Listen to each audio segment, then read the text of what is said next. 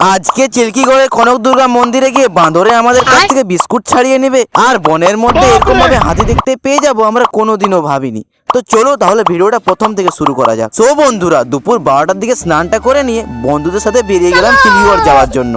তারপর মাঝ রাস্তায় দাঁড়িয়ে করে একটা ফলের দোকান থেকে কিছু ফল আর প্রসাদ কিনে নিলাম। তারপর প্রসাদগুলোকে একটা ব্যাগের মধ্যে রেখে করে রাস্তার সুন্দর সুন্দর ভিউ দেখতে দেখতে অবশেষে পৌঁছে গেলাম ঝাড়গ্রামের অন্যতম প্রধান পর্যটন কেন্দ্র কনক দুর্গা মন্দিরে। তারপর গাড়িটাকে পার্কিং এ রেখে করে ঘন জঙ্গলের মধ্য দিয়ে হাঁটতে হাঁটতে অবশেষে পৌঁছে গেলাম মন্দিরে। আমি শুনেছি এই মন্দিরটা নাকি প্রায় 450 বছরের পুরনো এবং এটি ঝাড়গ্রামের অন্যতম প্রধান পর্যটন কেন্দ্র।